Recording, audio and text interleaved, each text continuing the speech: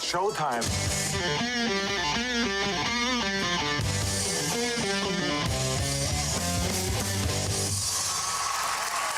I'm psyched Carl's on today because finally we're bringing Woke Dad to the airwaves of Detroit and all listeners of the Drew Lane podcast. Not to mention Ghosts and Grit. How you doing, Karl? I'm doing fantastic. I can't see you guys, though. Oh, really? Here you go. Yeah, no worries, no worries. I can hear you. Is that a Who These Podcasts hat? It is, yes. The logo's just a little bit small, but yeah, I love those hats. I know. I got you one of these too. That's the max you can make them on printful.com. Is that so? Oh, did you get them for free from Printful? Did you get a deal every time you mention Printful? Printful.com? What about Printful? Printful.com is where I got this hat. Promo code Karl? It looks great from Printful. They do a very good job on Printful. Yeah, never mistake. So you guys were talking about it this week. Jack Osbourne, who I'm so glad you guys agree with me on this. The guy has no talent. I don't know what he's doing. I don't know why he's in show business. It makes zero sense to me. He's got a YouTube channel with 70,000 subscribers. And this show, Ghosts and Grit, makes no sense as well. Karl, did you catch that? No topic is off limits. Oh, I love podcasts that say that, which is all of them. But it's about ghosts and poltergeists. What would be off limits if they're talking about that? So, Drew, I know that you were checking out the most recent episode. I want to start with their most viewed episode, just to give people an understanding of what we're looking at here. This episode called Most Haunted Demon Cat of Kaimuki House with Jack Osbourne and Cindy Kaza has 134,000 views. Wow. Now, Cindy Kaza was also on the episode that you checked out. She's been on the last couple. Yeah. She's a psychic medium. On Instagram, it describes her as medium, artist, the Dead Files, the Holzer Files, and other fun stuff on @StreamOnMax, plus a world traveler. I wasn't really impressed with her, Karl. No, shit. She's full of shit. Some of the comments she made, like they were talking about people being strangled by curtains and that marbles came flying out of nowhere, and she said that literally defies physics. Which Dynamite drop in. Pretty obvious. And then Jack was talking about the 1,800 hours of documentation of this poltergeist house, and she says that's very thorough. Oh my God. She's a master of the obvious. And then Jack actually said, I don't think I've ever worked on something for 1,800 hours in this category. I'm like, no, you haven't. Trust me. No. Jack has zero expertise. You guys are picking up on this. He's doing this show. He has zero expertise. We're going to get into that for sure. But I want to start off my clip number 11 here, Mark. Oh, 11. Okay. Just to give everyone an understanding of what this looks like. Again, this is the most watched episode so far. It came out a couple of weeks ago. And it does the same thing that all these YouTube shows do, where it tries to show you some clips that are coming up to get you excited about it. So you'll sit through the whole hour and 15 minutes. And it's highly produced. I mean, they're putting money into this for sure. Oh, definitely. So the first account in 1942 occurred when police arrived at the house. Neighbors thought they could hear yelling and screaming and stuff kind of clattering and banging around. When the police showed up, the kids in the house were being thrown around. No, they weren't. Let's switch gears and dive into something that is honestly mind-blowing. We're taking a little trip to Honolulu. What? But let's forget about the surf and the sun just for one moment. I want to introduce you to the Kaimuki House. Now, this place is infamous. Not for its views, though, but because it's genuinely unsettling. Yeah, it'd be weird if you were doing a ghost show and you're like, the views from this place. Let's talk about that for 20 minutes. So stupid. This is so dumb. You're right, Karl. They put a lot into this. I was like, A lot of what? production. And I looked at the, they score podcasts on Listen Notes, and I thought, what kind of scores does this thing get? Because they had 6 advertisements on the show I listened to, national ads, and I'm like, this show's probably making some money. It had a 47, which is well below the 2 podcasts that are discussing this show right now. Correct. And you mentioned national advertisements. It's also sponsored by Blue Chew, which is one thing if they're doing the Osbourne's family and they're doing whatever they're doing. But when you're talking about like ghosts and killer house cats, we're going to find out about in a second, it's kind of out of place. Yeah. Did you look up Osbourne Media, by the way, who puts this out? No. What'd you find from that? Osbourne Media has a 5-star review average. They only have 2 reviews, though. It covers the following podcast: the Osbournes, Madhouse Chronicles with Ozzy and Billy Madison, or Billy Morrison, I'm sorry, and then the 9 Lives of Ozzy and Ghost and Grit. And so there's 4 podcasts, all Osbourne related, and they sell loads of merch opportunities. I mean, different selections you can make. But apparently Osbourne Media, they do put a lot of effort into these podcasts. There's a lot of effects and such. At a time when I would say that starting a podcast network is probably not the best move. People are trying to get away from that, it seems like, having a network. But how are they getting these national ad buys? Well, they're the Osbournes. I mean, the Osbourne show, they have a lot of subscribers. They have a number of viewers. So and I'm sure they have a lot of connections in L.A. Yeah, they probably know a purchaser. Yeah, but I want to call up Cozy Earth Betting and tell them, hey, why are you on the Jack Osbourne Ghosts and Grits? They don't have shit for an audience. We're not fucking with anyone's advertisers, Drew. No, I want to. Here. I wouldn't do that, but I mean that's a bad buy. And Butcher Box and 20K Doc, it's like, what are you paying for the? I don't know. Anyway, whatever. They're the Osbournes, so okay, they get everything, no matter what. So let's explain. So you just saw the opening clip. We're going to get excited about this haunted thing and Hawaii and all this B-roll that they're playing on there. So you know it's legit. Now they're going to explain what a kasha is for all of us. Will you quickly explain what Akasha is? So, according to Japanese folklore, Akasha is this entity that has the head of a cat and is bipedal, right? Okay. So, some people believe Akasha takes the soul of like really terrible people to hell, right? Other people believe Akasha is this like bloodthirsty entity that just wants to eat corpses. 2 different things. Why do you think the Kasha is so particularly terrifying?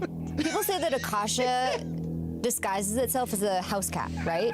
And then at funerals, it will show its true form, but it's able to literally animate dead bodies and make them move. So could you imagine? It's like a zombie-making cat. Can you imagine? So it's this cat, you think it's a house cat, then you die, and then at the funeral, your body just starts moving and walking around, and it becomes animated.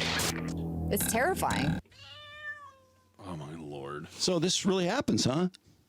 Well, some people are saying. I don't know if you caught that part of it. So that's probably true. Oh boy. Okay. I like too that they go, okay, there's 2 things that Akasha could be. This brings souls to hell, or it's bloodthirsty and it feeds on corpses. I'm like, well, that doesn't make a lot of sense. Either way, bloodthirsty. I would do that. So what? I mean, let's say it was real. Who cares? If it's eating corpses and taking people to hell, good for it. Sounds useful. Well, and then but apparently this house in Hawaii, this Kasha's been living there for centuries. Oh, it's squatting. And so, yes, it's a squatter, right? Wow. It has more rights than the homeowners for some reason. This Kasha. So they want to know what attracted the Kasha to this specific home in Hawaii. My next clip. Oh shoot! Hang on. I boofed that up. Here we go. What do you think possibly could have attracted this Kasha of Kaimuki to the house in Honolulu? If this, in fact, is Akasha. All right, let me stop you right there. It's not. This is a fake thing that doesn't exist in the real world. What are we talking about? Stupid is that? Dumb question anyway. Yeah. All right, so if you're still not sure if this is a dumb conversation or not, and I know this is the type of show a lot of people enjoy, people are into these kind of like ghost hunter shows and stuff like that. I get it. But check out my clip 14. Check out this back and forth between these 2 idiots. And then we can say, like, okay, maybe the Kasha stayed at the location. I mean, I have no idea. As far as the legend goes, I don't understand why a Kasha would stay in a house for that long after it's already eaten or taken the soul to hell. What are your thoughts on that? I'm curious if, like, in Japanese lore, if Akasha can be conjured. Oh, interesting. Yeah. And is there someone or something that is pulling it into this house? Oh my Lord. Okay. It took forever to say nothing. It's all fiction, so just make up a reason why it's in the house. Jack doesn't know anything about anything, and I love that you guys picked up on this earlier in the week. He's not qualified to do any of this stuff. Like, why does he have a job? No, I found every time they speculated on, why such and such is happening, the conversation just sounded so stupid. Like, well, I could say this, and I don't know anything about this, but apparently you don't either. Yeah, someone conjured up the cat. Oh, yeah, that makes sense. I didn't show the clip, but they were talking about this house. Like, it was actually torn down in 2016. It's like, oh no, why? What's there now? She's like, a new build. Like, well, yeah. It's Hawaii. They're not making a lot of parking lots. So I would imagine it's a new build. All right, Drew, do you want to set up the clips from the most recent episode you were checking out? Yeah, this is about a poltergeist that took over this house. It's in Enfield, England, and this woman lives there with her 4 kids. And the first, let's see, I think I suggested a couple clips. There was one which actually gave you, was it the voice of the ghost? Yeah, why don't we start with the photographic evidence? Okay, yeah. And then we'll hit the voice of the ghost because, this is 1977 in England. I guess there was a documentary made about this. So clip 16. And the child just flies through the air. Yes, clip 16 is where we're going to see the photographic evidence of this. Cool. This is freaky. Exceptionally legendary. The first is a photo of Janet flying through the air. Right. Jumping. Allegedly, she was tossed out of bed by a spirit.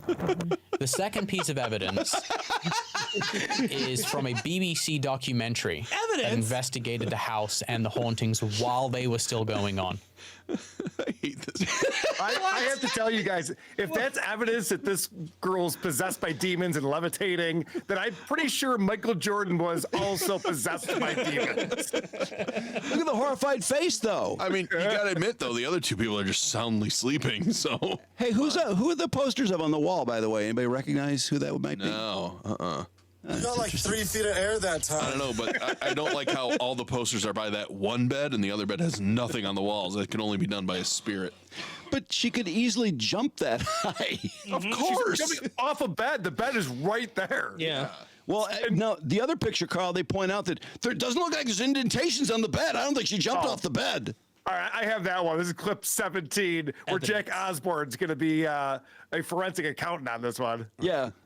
Great speculation on Jack's part.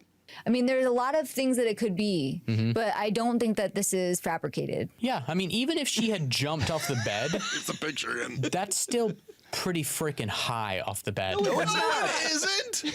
What are you talking? And also, too, if she had jumped off the end of the bed and wasn't launched off her bed, wouldn't there be like footprints in the bed? Oh, that's From a where good she point, jumped? Jack. That's a really good point. There's nothing There's nothing indicating that there. her feet, because this is like look, you can see the duvet is tucked in, so there would be some kind of indent left. Oh my God. Wow, that's brilliant Grasping observation. at straws. The medium didn't pick up on that at all. So Jack is an expert. Doesn't know how to cover its tracks. It also might be just like a really shitty mattress. So probably didn't have like a lot of give or anything. That's also a possibility. Yeah, or bounced right back. It's a good mattress, maybe. Yeah. And then we have the sound of the spirit, which comes from the woman's neck, I guess, and her lips don't move, but this terrible voice comes out, and both of them are clearly frightened. I can tell you guys aren't buying this, but wait until you see this clip. I think the only thing we can do right now is just play this clip. Oh. In this documentary, they sat down and interviewed Janet and her sister Margaret. It's shot sometime in the 70s, and you will see Janet speaking in this very strange voice, but her mouth is not moving. All right, so this is Margaret. One there just now. Very clear this is the 70s. I mean, Hi, Joe. now watch. Watch Janet. Look, her hand's in front of her face. Is anybody there? She moves it. Now, if you see, No. Who's there? Doctor. Doctor Who? It's so scary it's so scary.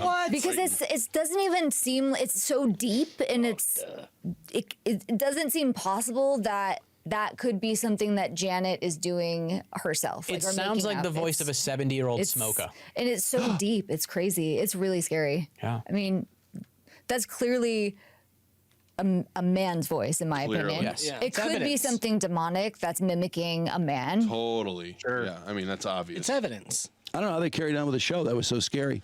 But shortly after that, Karl, did you hear the part where they said, and if you're thinking that this child maybe knew something about being a ventriloquist, they brought in a ventriloquist expert who determined that it was not ventriloquy at all. All right. I haven't even tried this yet. Let me see if I can do this. Ready? Knock, knock. Oh! It wasn't that hard. Jeez. The hell was that?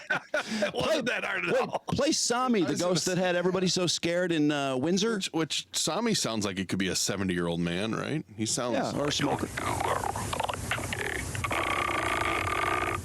That was a 15-year-old that was on the extension of the phone that the parents were on. He was just breathing in, right? But Jack and this woman will be frightened to death by Sami. Well, it seemed like Cindy's job is to sell it. She's not a psychic medium. She's a salesperson. Yeah. She's like, well, that's demons, obviously, according to my expertise. Like, okay, if you say so. Well, it's her business. I mean, how are you going to stay in business if you don't sell stories like that? I understand. So I want to switch gears on this. I watched this other episode, and Tyler Gray is the guest. And him and Jack are good buddies. In fact, I guess they were roommates at some point in their lives. Now, Tyler Gray is a former 1st Special Operations Delta Force Navy SEAL. He's a writer and a producer on the TV show SEAL Team. So they bring him in, and the name of this episode is Beyond the Battlefield, Reality, Simulation, and the Supernatural. This has 16,000 views. It's not as highly produced. It's more of a interview conversation back and forth. We start off, my clip number 1, how they met, and we're going to notice these both are pretty affected LA guys.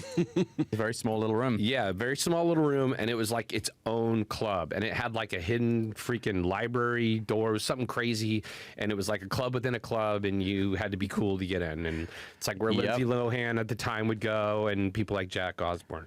So, anyway, I think I took Miley Cyrus there once.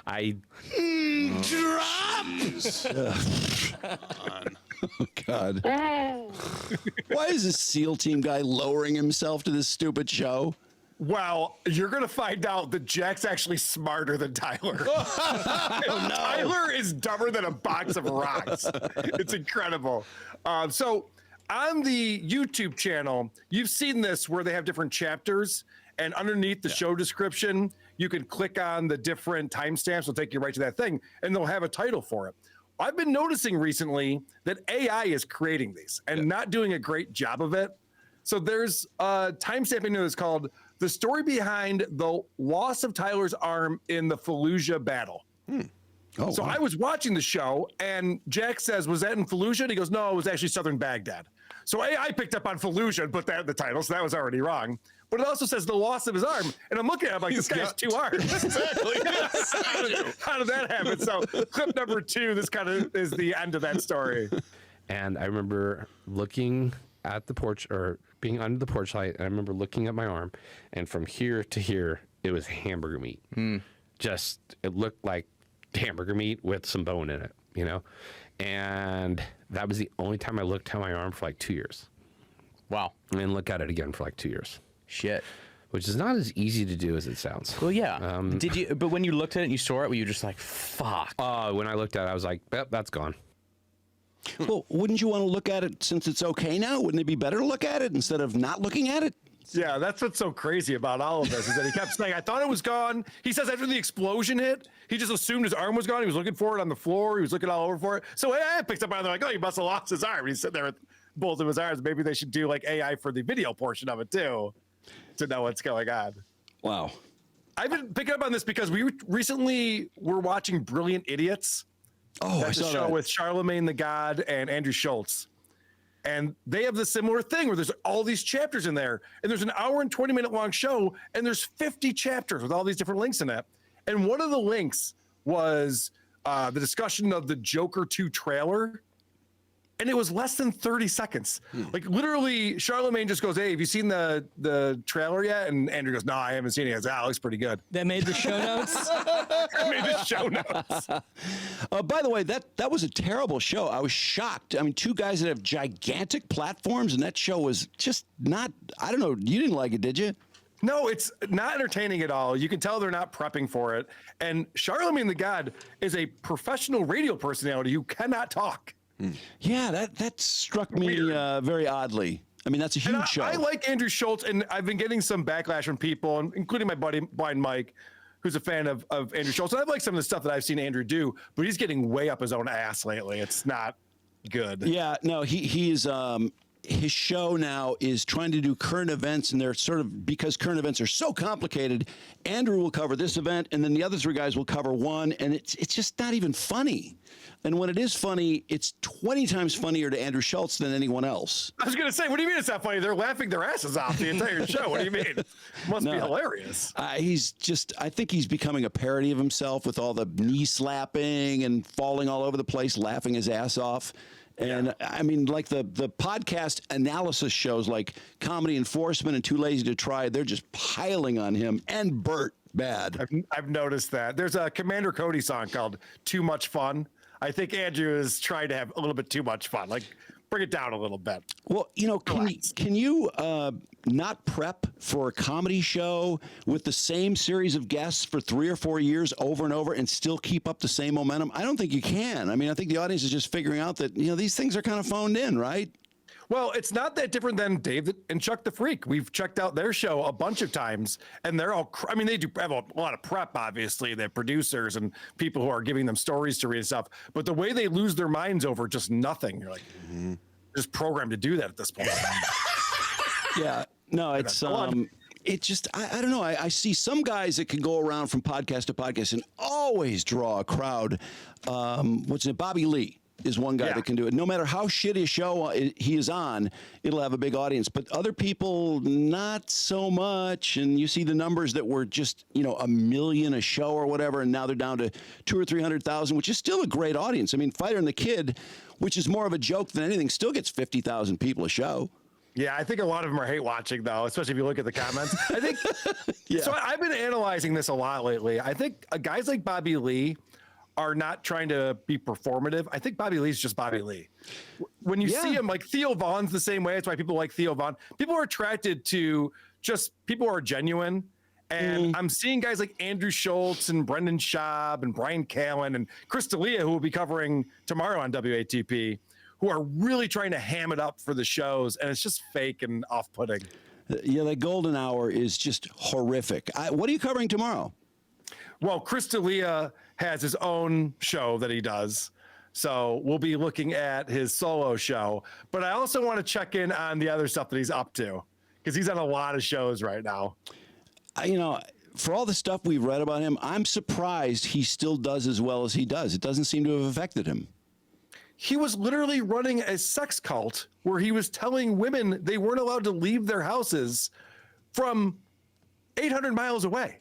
He's texting them and telling them whether or not they have permission to leave their house or go to the bathroom. That okay?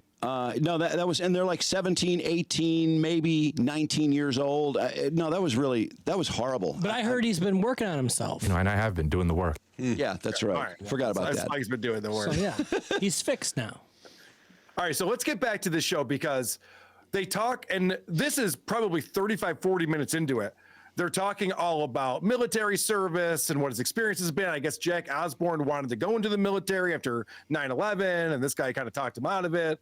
So my clip number 3, this is interesting because you could tell that Tyler knows this is a ghost show, and he's like, all right, are we going to get into this or what? So anyways, are we going to talk about ghosts? Yeah, well, that's what I'm kind of getting to. I'm getting to, like, my... What is the do ghosts ever come up when you're in the military on fucking in battlefields, in war zones? You guys are dealing in death. I mean, that's a really good question. No, it's not. No. The answer's no. Of course not. Isn't that incredible? That's a great question. No. Jack's hosting a show about ghosts. The guy goes, are we going to talk about ghosts? He goes, yeah, I actually have a question for you. Oh, my Lord. No, that was really bad. And by the way, if you're worried about humans shooting you, I don't think ghosts really come up much. Exactly, yeah. Also, yeah, he actually says that, too. He's like, yeah, we have enough to worry about without making shit up out there. But it's also funny too, because if I'm Jack, I'm kind of mad at my guest, because my guest goes, "Are we gonna talk about ghosts?" He goes, "Yeah. What's your take on ghosts?" He's like, "I don't have a take on ghosts." Like, you're the one who brought it up just now. I didn't say anything about ghosts. You did. Yeah, Jack seemed really thrown for a pretty simple question, though. I mean, he didn't have to ask him the most dumb question in the history of dumb questions. That's a good point. Okay, so now we get into a question of, do you believe in the paranormal and the supernatural? And this is where I'm starting to like look at Tyler. I'm like, oh no, did he get some brain damage from that explosion that took his arm off? Because there's something not right about this guy. To me, I have a theory. I believe that human beings are not capable of imagining anything that doesn't exist or can't exist. And you know why? Because everything's out there already, and we just. Because how would it be possible? Yeah, that's true. Well, literally, how would it be possible that we could imagine something that either A, doesn't exist or couldn't ever exist? Yeah, it comes down to Murphy's Law at that point. And everyone thinks what can go wrong will go wrong, but Murphy's Law, if it can be imagined, it can happen. What? That's retarded. Oh my God. Wait, shouldn't they just say goodbye and roll the credits after he says that? That's not true at all. None of that was true. No. And I love that Jack doesn't push back on him. He goes, well, anything that can be imagined has to be real. What about fire-breathing dragons? Well, that's the first example that popped into my head. Have they ever Unicorns. spent time around a 3 or 4 or 5-year-old? They make shit up all the time that makes no sense and hasn't existed. It can exist. It's the dumbest thing. And right then I'm like, okay, maybe I'm not picking up what he's putting down. Maybe I'm the problem here. But then play my next clip here, because he's making fewer and fewer points. Whenever people tell me shit, I'm like, right? Yeah, I don't care. Like, what are corks made out of? Blah, blah, blah. What are those made out of? Like, it doesn't mean anything. The more we know, the more stuff we make to test shit, the more we realize there's just more there. Yeah. It doesn't mean anything. All I know is that I put all my faith in questions and none of my faith in answers. That's a really awesome Dumbest thing I've ever heard. He goes, that's a really awesome point. That's the dumbest thing I've ever heard. Is it possible that Jack is phoning this in by just calling a buddy in to do the show? I mean, is there a reason this guy is doing this show besides being Jack's friend? Well, Tyler, I didn't pull this clip, but later on in the show, Tyler goes, if I was ever on the Joe Rogan program, I'd want to talk to him about the future. So he's obviously, he wants to put himself out there. He's a TV producer. He's looking to get booked on these shows. And then he comes on and says things like, what's cork made out of? Pretty simple. If you don't know, there's a simple Google search you can do to figure out the answer to that. He doesn't want to know the answers, though. He likes the questions better. He wants to ask questions. Right. And poor Jack has to yes and all of this shit. He's like, oh yeah, it's pretty profound right there. I don't even know what the hell he's talking about. All right. So now he gets into another point that he makes. And Jack tries to make this interesting and entertaining, but I have a problem with this. Like death. I'll give you a great example about death. Death looks fucking stupid. What do you mean by that? Dying does not look cool. There is no way to die and look cool. I guess you name a single dead body. Name a single dead body you have ever seen in real life or in pictures that when you see the dead body you go, I've got it. That looks cool. Who? I've got it. Who? The fucking skeleton they found in Pompeii of the dude beaten off. Okay, I haven't seen that one. So it's a fucking skeleton of a dude like laid down and he's beating off. Jack's got a point there. That's pretty cool. Wait, is that real? There's a skeleton of someone beating off? Oh, yeah. Here, I'll show it to you. Before we Google it, I just want to say, I totally disagree with this. Dying while jerking off is not cool. In fact, David Carradine's brother, Robert, star of Revenge of the Nerds, went on a media tour saying that his brother did not die jerking off. That's how uncool it is that siblings have to get involved when people start saying, yeah, your brother died jerking off. I was like, no, he didn't. No, he didn't. There's the photo, Drew. Yeah, that's not cool. But there's got to be there's other cool deaths, aren't there? I mean, there's got to be a cool way to die, like that lady that was taking the selfie on the volcano. That's kind of cool. Oh yeah, yeah. It's a cool death. I mean, Michael Hutchins, I think they were arguing the same thing. No, he was not doing autoerotic. He just hung himself, okay? He totally was. Yeah, right. Yeah, that's the least cool way to die, jerking off. Everyone knows that. It's embarrassing. Yeah, it's pathetic. Unless you're hung. No, if you're wearing a bra and panties, it's even worse. But my point is, I disagree with Jack Osbourne on that one. Well, we don't know. Do we know that the guy with that mummy was by himself? There could have been another woman there, just disintegrated. No, he's probably a cuck. He's probably watching his wife. I thought he was finishing on someone. I don't know. They're doing it in the cuck chair. I found this show so mindless, Karl. It seems like, are they just reading Wikipedia and adding color? Is that all they're doing? Well, on most of the episodes, yes. That's why I wanted to highlight this one, because this guest is so dumb. We get back to what ghosts are, and I have to give Tyler credit because even he realizes this is the dumbest thing he's ever said. So, where's ghosts in that? Fucking ghost is the gap between what you want the world to be and what it is. That's actually, I just made that up. That meant absolutely nothing, but it sounded profound. It did. That did. I was breaking that apart. No, I'm like, wait. I'm able to bullshit really well. That's how I passed all my tests as a kid. No, you're not able to bullshit really well. And when we got to this point, it's not like I went back and revised my notes. I was like, this guy's an idiot. He has no idea what he's talking about. And then he said that, and I went, okay, yeah, that checks out. I was right. He's just trying to be cool, isn't he? Yeah. Yes. He's trying to sound profound. In fact, the one thing everyone does when they're trying to sound profound is they talk about the simulation. They talk about the Matrix. And my boy Tyler is no exception to this. The greatest movie of all time, as far as I'm concerned, is The Matrix. It's a great story. For one reason and one reason only. Because it taps on something so fundamental. What is the foundation of the first Matrix movie? More towards the beginning. More in the real world, or more in the Matrix, not in like Zion. You love your questions. Let me think. The foundation to it, I would probably say. What's the foundation for Neo's character in the beginning? He's searching. He's following the right rabbit. Why? Because he wants to know why. Why what? Why it is what it is. No. Close. The world doesn't make sense. That's a good point. Okay. That is absolutely central to the entire movie, is that the world doesn't make sense. Quote, something is wrong with the world. Quote. Quote from that movie. We have the same problem here. I think Jack needs to reevaluate this friendship. This guy's a drag. So profound. I think Jack seems annoyed by him, honestly. I think he does too, but he's supposedly friends with this guy. So I have to tell you guys, I love The Matrix. I think it's a great movie, but I hate people discussing The Matrix. I agree. I never want to have another conversation with someone about what The Matrix is.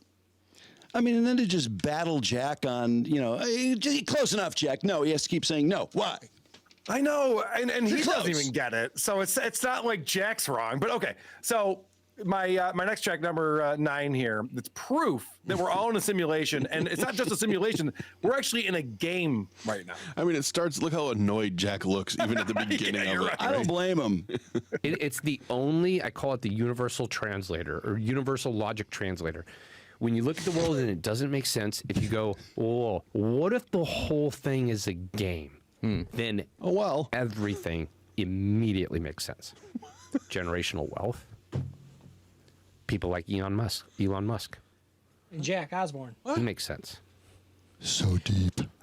Jeff Bezos makes sense. Bill Gates makes sense. Einstein makes sense. Tesla makes sense. Because it's a game, you're saying that I guess anything's possible in a game? No, I'm saying that they're fucking cheat codes. They're super users. Huh?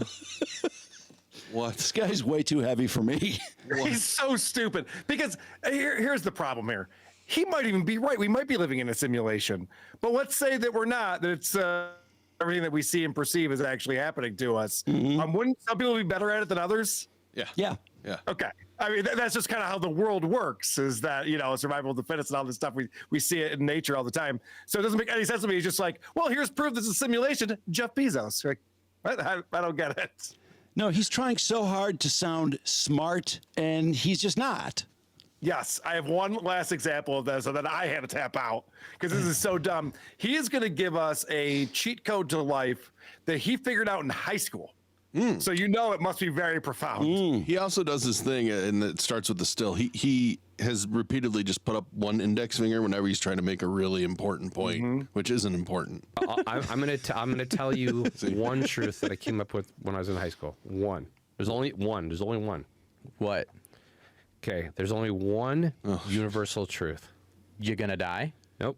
One universal truth, and the universal truth I'm is guessing. that there is no such thing as universal truth because everything is based on perception. And the fact that someone will disagree with what I just said is what makes it true.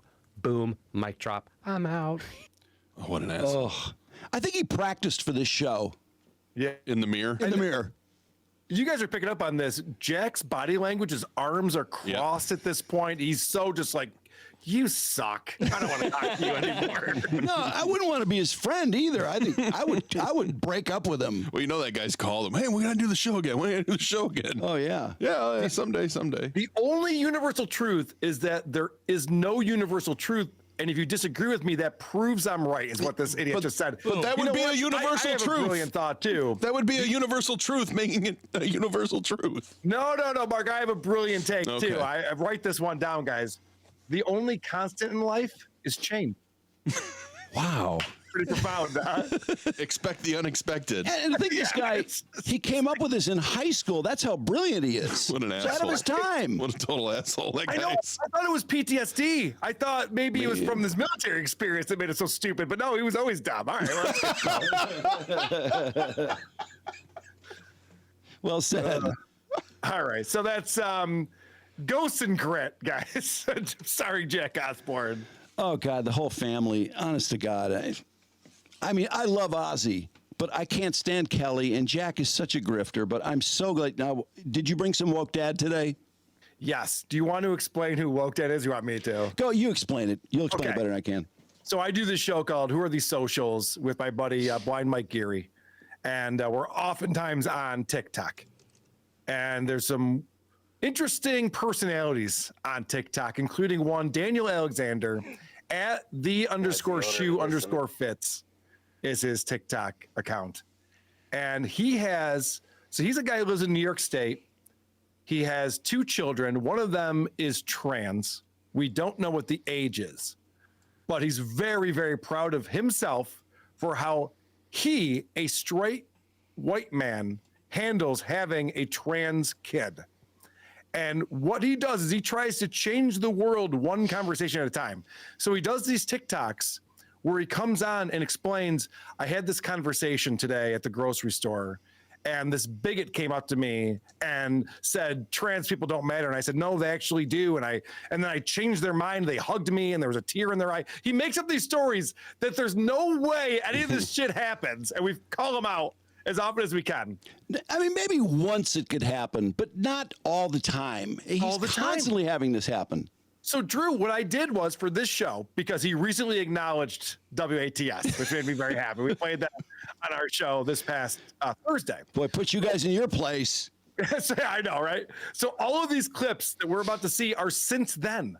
So I'm not even like cherry picking things. Okay. So my point, this is what he's putting out there. My first one, racist customer. This is an example of him making up these stories that happened to him throughout the day that there's just no way this happened. As the owner of this amazing establishment, this small coffee shop, this small mobile coffee shop, I see thousands of people a week, and most of those interactions are amazing. I cherish them. But every once in a while, I get caught in a conversation with another straight white man who thinks that I am a safe place for their bigotry, and I am not a safe place for anybody's awful rhetoric. And sometimes it just takes me correcting people in order for them to understand that. But there was one customer who showed up this week who was talking about one of his customers. Now, he's a small business owner himself, and that customer just happens to be a black man from Africa.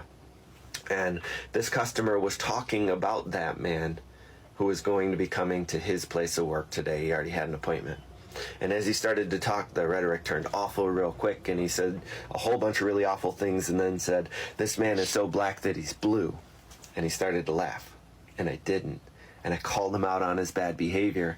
And he said to me something along the lines of, it can't be racist. I say this type of stuff to this guy all the time. And he doesn't say anything back to me. He just laughs about it. So first off, when faced with that type of rhetoric, if you're a member of a marginalized community, you're not always going to call it out because it's not always going to be safe. For someone like me, who's another straight white man, coming from a place of privilege, I can call that stuff out all the time. I can tell people they're wrong for the rhetoric that they're sharing with other people. You're so powerful. But Buzzwords. by not calling out that rhetoric, it doesn't matter what community you belong in. Well, now that guy thinks that that type of rhetoric is safe to share with everyone. He thinks it's okay. So a lot of racism has been perpetuated on the backs of people who aren't comfortable in calling out bigotry. A lot of homophobia has been perpetuated on the backs of people who aren't comfortable with calling out homophobia. And a lot of transphobia has been perpetuated on the backs of people who aren't comfortable with calling out transphobia. So I'll call it out every time because I'm trying to make the world a better place. My son is strong and amazing, and I've given him all the right tools, but he shouldn't have to be strong and amazing all the time. He should be able to be vulnerable and still feel like he's safe. So I call it out so that my son doesn't have to. Wow. Hopefully this helps. Oh hero. He is so powerful. What he's the most wonderful human alive. He's the hero we need but don't deserve. It's really, thank goodness for Dan. Thanks for that lecture. Who goes into a mobile coffee shop and throws all that bullshit at the guy serving you coffee? So this is what I want to say, because I also live in New York State. I'm actually not far from him. I'm also a straight white male, and I might even be a few years older than he is. I've never had that conversation with a stranger ever. It does not happen. What is that? He's so black, he's almost blue. What does that even mean? What does that mean? I'm so not racist. I don't know what that even meant. I don't either. I didn't get it. Like, wouldn't that be the normal response? What do you mean by that? That's really a weird take on a guy. Yeah, I don't know what that means. I also have this image of just this giant line of people waiting to order coffee or get their coffee as he gives a 3-minute lecture. But if that was a one-off TikTok, you'd say, all right, this guy had a weird interaction and he wanted to talk about it. Yeah. But like almost every TikTok he does multiple a day, is a conversation like that. Here's another example when he went to the grocery store. Local grocery store that I don't like to go into anymore because there's somebody in there who makes me feel uncomfortable. They don't make me feel uncomfortable because they're mean or because they're miserable or they're rotten. They make me feel uncomfortable because every time I walk in there, they say, "Oh, how's the girls? How are the girls doing?" And every single time I have to correct them. I don't have girls. I have a girl and a boy. And I remind them that my son is transgender. I don't like to do that. It doesn't make me feel good. It doesn't make me feel good to have to repeat myself every time I do it. Then don't. It doesn't make me feel good to understand that this person is unaffirming in what way feels like on purpose. And I understand that they're friends with an unaffirming family member. And I'm pretty sure that that line is perpetuated by them, but the reality is I'm uncomfortable by the whole situation. So I would rather avoid that grocery store than have to deal with the uncomfortable situation. I'm just a cisgender dad. Imagine how my son feels. Oh, God. Oh, my God. By the way, nice depriving yourself of this grocery store that you clearly like going to because you're soft. I mean, there must be Mark, something there that you like. If there was a place I wanted to go to and there's a person there I didn't like, so I stopped going there, I certainly wouldn't tweet about it or TikTok about it or YouTube about it. Well, maybe if you ignored the guy, we're working under the idea that this happened and this is real every time he goes in. So let's just get Pretty that ludicrous. Let's get that out Pretty of the way. ludicrous premise. But why not just ignore the person and they might stop doing it because they're not getting anything out of you. Well, that last video we watched before that, you saw up on the screen, he had a comment for someone saying, why not just say the kids are doing great? Thanks for asking. Exactly. Like, it's very easy to deflect this. It's not going to harm your trans son to not acknowledge and not stop and be like, stop it. You ask how the girls are. One of them is not a girl. It's like, they're not even there. I mean, assholes love being corrected. They really hear the answer and absorb it. But also, the thing that I've been picking up on with this guy is the acting. Yeah. It's over the top. He gets like teary-eyed and emotional. It's like, and maybe I'm a cisgender white male that you can beat up on, but my trans son doesn't deserve that. The trans son's going to get picked on because of these videos. I'm just saying. I just can't get over that he has all these people following him and liking him. And what is going on out there?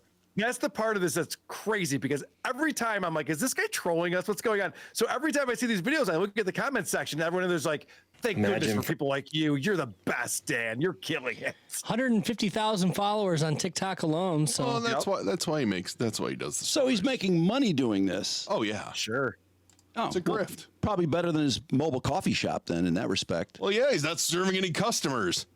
Oh, do you know what he serves at his mobile coffee shop? Drew, you might know the answer. I know. What? You know, Is it Brandon? A cup of kindness.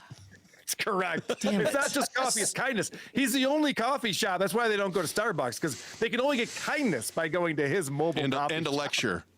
But he has thousands of interactions a week. Right. How many people go to this mobile coffee shop? That's a lot of coffee. Thousands? 1,000. He covers 2 different counties. Oh. True. He's mobile. He goes to them. He brings kindness Also, wherever he goes. Wouldn't it make more sense to be in one place so people know where to find you? Yes. Now that I think about it, that's a really dumb way to serve customers. Yeah, you can't depend on him.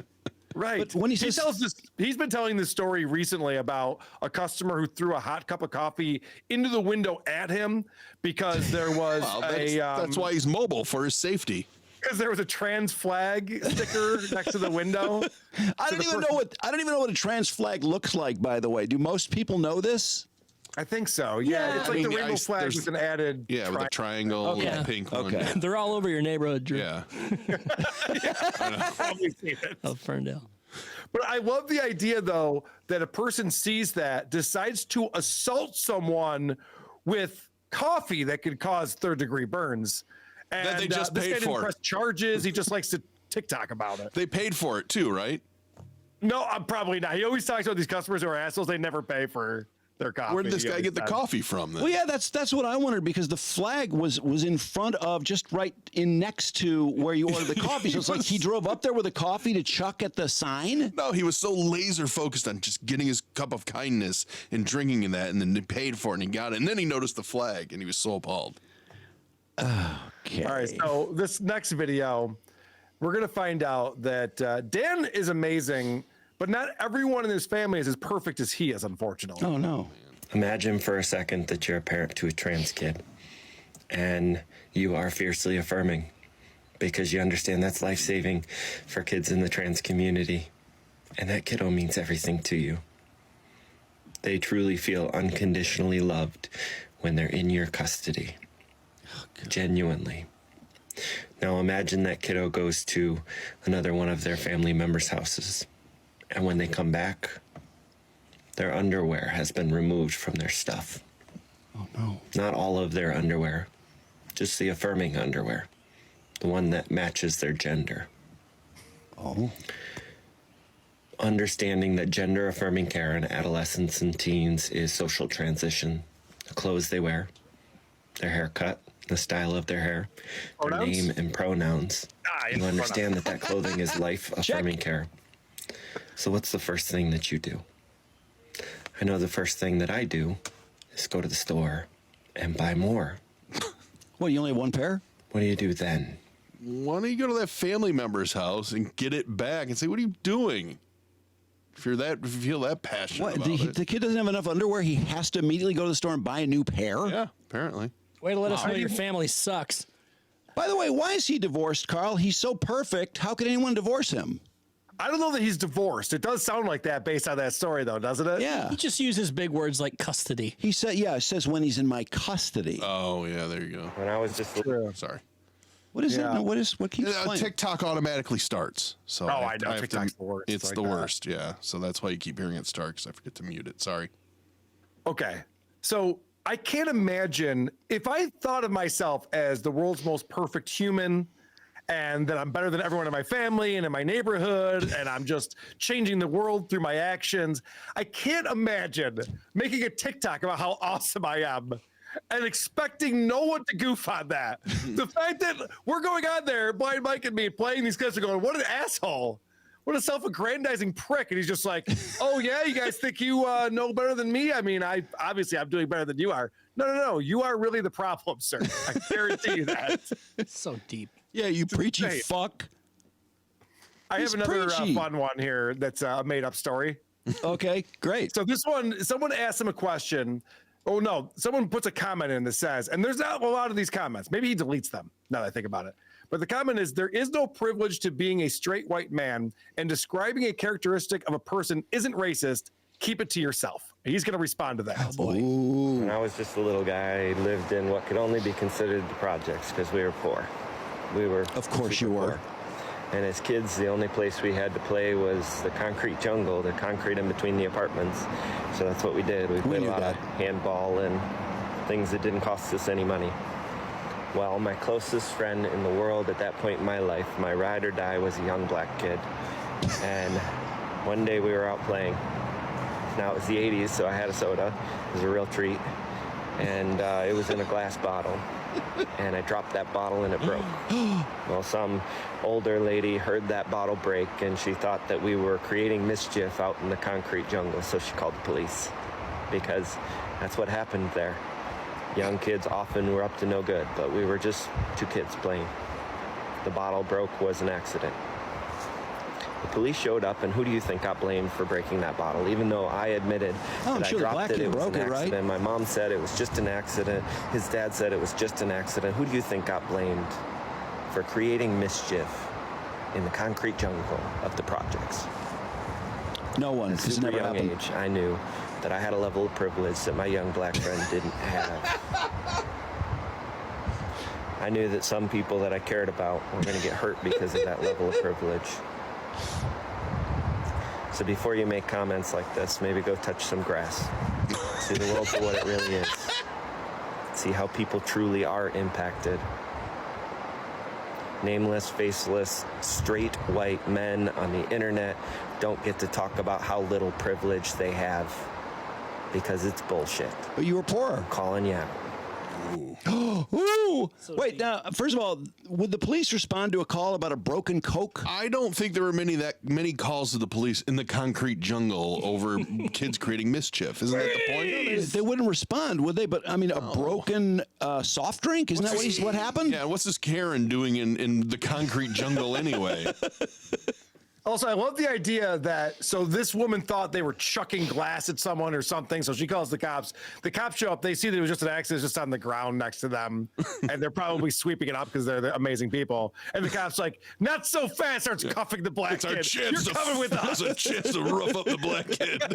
And this is the 80s we're talking about. The way he paints this picture, you would think it was 64 before the riots. Exactly, yeah, that's a great point. Yeah. Why does this guy hate white people so much? Jeez. Especially us straight white people. He really despises us. Cisgender. Isn't that weird, though? Whenever someone has to describe privilege, they have to make up a story. It makes me feel like it's not really real. No, if he grew up that poor that a soft drink was a special treat, then he probably wasn't that privileged. That was the other thing, too. He goes, we played handball. Dude, you had a buddy with a Nintendo. Don't even start with me. You weren't that poor. We have white privilege. Oh, God. He is so ridiculous. I have one more video to play since we're enjoying this. This is a short one. So he's TikToking all the time. And I worry about people like that who are addicted to their social media accounts. And you know he's going back because he's responding to comments. So you know he puts out a video and then he's in there looking at his comments and how many likes it got. And Does he ever spend time with his kids, or is he always just on TikTok? No, he just talks about them. There's no evidence he spends any time with his children. I mean, when they're in his custody in the concrete jungle. Well, his trans kid feels safe around him. I don't know about his other kid because he never talks about that, but his trans son really enjoys it. So you got to think like, Dan, do you ever just get out and enjoy nature and just enjoy yourself and get off your phone? Thank goodness he does. If I know one thing for sure, it's that you can't spend your entire life fighting. I advocate for people all day long, but man, do I ever need this piece. The spray from the waterfall, the rainbow. Protect your peace. If you're gonna fight for other people, find a way to fight for yourself too. Show yourself a little self-love today. I'm gonna go fishing. What a fighter he is. Where are your kids? Now, maybe I'm a weirdo, but when I go to relax, I actually don't make a TikTok video about how I don't need to make a TikTok video because I'm relaxing. Is that crazy? So No, not at all. He literally goes out there just like, guys, I know it seems like I'm just doing this all day long, but actually I'm not doing it today because I'm just enjoying myself out here in nature. Like, you can't be that dumb, sir. Really? He's got to be the cringe king, isn't he? Yes, for sure. And he gets so much positive reinforcement. I love it because he'll never stop. He needs this now. And he responds to these people, tell him how wonderful he is. Oh, yeah. You should read through these comments on some of these videos if you have them still pulled up. I'm going to do that. No, I honestly want to study him. I've only seen him on Who Are These Socials, and I'm always thoroughly entertained. And you guys have some great commentary about him too. I think his acting is the worst part, where he's just Yeah. Yeah.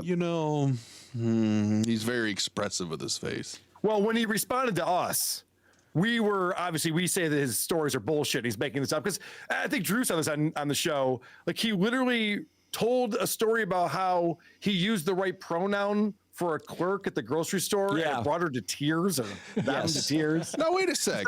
This This dude, he's always making TikToks. He always has his phone on. He kept going to that one grocery store. Might want to anticipate them going, "How are the girls today?" It would make your story and your TikTok actually believable. Yeah, which film is a little evidence. Yeah, where does he ever film any interactions? I mean, he's got this mobile coffee shop. He owns it. He could set up a camera and film people. No, it's just him and his face and his smug words. That's why it's all bullshit. If he has these every day and he's being questioned, like people go, you're fake, wouldn't you think he would film the next interaction just to go, see, look, this really happened? Yeah, and if he's under attack, like when that guy threw the coffee because of the flag, why doesn't he have a camera? This guy's a phony. I think he's a phony. He's a total phony. I know, totally. This guy's a total phony. It's not even up for debate. He's so fake. But he's fooling people though with that, which is crazy because yes, that's what I was picking up on. So Mike and I always say this guy's acting. It's so fake. None of this stuff happens. And so he does a video where he's just like, "Oh, you guys don't believe me? Well, maybe you don't realize that I have a mobile coffee shop." I'm like, "No, I know. I watch your videos. I know." And I talk to thousands of people every week because we cover 2 counties. And so I have all these interactions. I'm like, no, I know you talk to people. I get it. You're the truth. That's not the part I'm disagreeing with here. I love the part where he's like, I just found out there's a podcast that has nothing better to talk about than me. Yeah, me. Because I must be planting a real earworm. Like, no, we just think you're a liar. Cisgender me, the father of a trans child. Oh, God. Shut up. So full of himself. But I can't get enough of him. John Cerasani's the other one I really love on WATS. Oh, and he just acknowledged us the other day. I mentioned I did that interview with Matthew Cox. And in that interview, because Matthew was talking about some people are up their own asses on YouTube, and I go, "Oh, do you know who John Cerasani is?" So just a quick conversation where I explain who that guy is. He's on Instagram. Oh, also he has a new show out on YouTube. I haven't watched it yet. I'm probably going to check it out before WATS this week. I think it gets a couple hundred views. I checked it out. Oh, did you? Okay. Yeah, so I think it just gets not that many views, but he's the guy that wrote 2,000% Boss or something. What is it called? Yeah, so he decided he was in B2B sales, making good money, and then he decided to start his own company to give himself a 2,000% raise, as he calls it. That's right. He sold his company, now he's a multimillionaire. Yeah, there it is. And all he does is brag about how wealthy he is. Well, he has a new show he's producing on his YouTube channel that's pretty much Shark Tank. Yeah, it's almost exactly like Shark Tank. It's like, hey, pitch me your ideas and I'll maybe invest in them. Yeah, but seems like the a problem is he's blatant missing like the personalities from Shark Tank that everyone likes. Well, does he have that much money? No, I think he's going to lose his money. I think he's investing this in all bad ideas. So anyway, I was on this interview, and he found a clip. So I don't know if his buddies finding this stuff or if he's tracking this down, because that was a 2-hour interview I did, and it was somewhere in the middle of it. And he played the clip of me going, "Look at this guy. All he does is brag about his wealth." And John's answer to that was to show off the waterfall he has in his back. It's in your face, Karl. Yeah, all right, you win. You win really again, proved buddy. him right. Yeah, he was doing some huge event in Vegas too that had a happy hour. It was like there were activities all day, and I thought, oh my God, that would just be the most dreadful event to attend. And I think, wasn't it to better yourself or make more money or something? Some Drew, grift. it's worse than that. It's worse than that because I used to be in the digital marketing world, and I would go to these summits and these different conferences and events. And there's one aspect of it that I dreaded, and that is networking.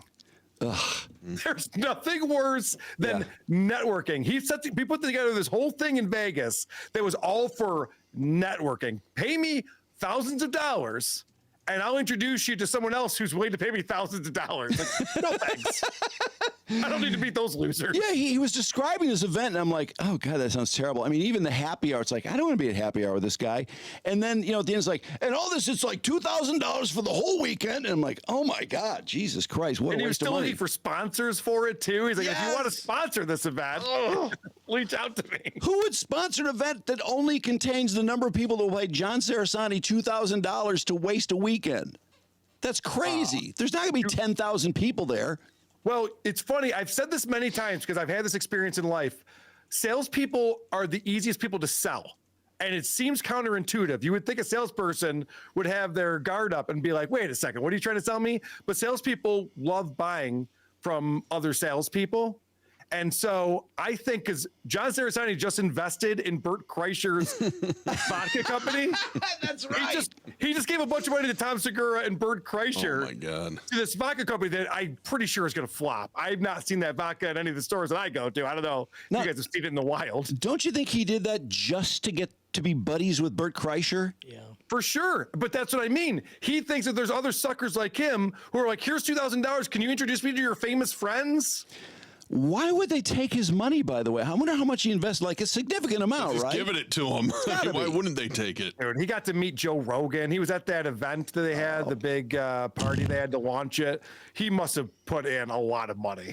Well, that thing. I don't think we're ever going to see him on any of those shows, which is probably what he's hoping for. Certainly not going to make 2,000% on that investment. No, definitely not. He does have his own podcast, which is also hilarious because it's one of these shows where it's just like, you got to hustle and be an entrepreneur and you got to do this 1,000% every day. And it's like, shut up.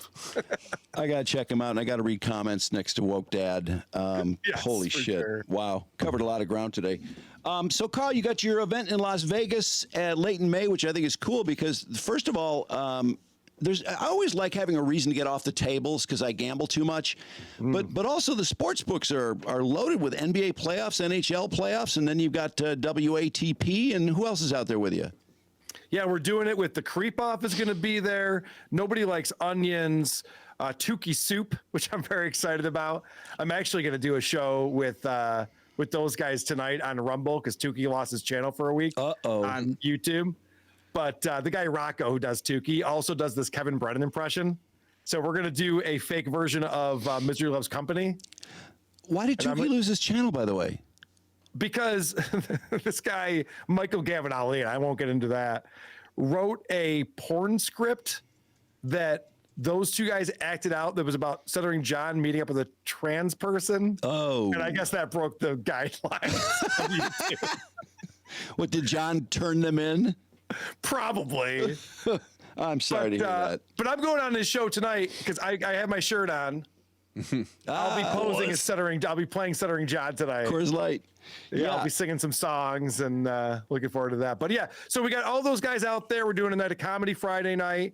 We're doing all podcasts Saturday, Sunday, more of a free for all. I'm sure we'll get a poker tournament going. I'm going to go to the Punk Rock Museum. So there's going to be a lot of things to do. And I agree with you, Drew.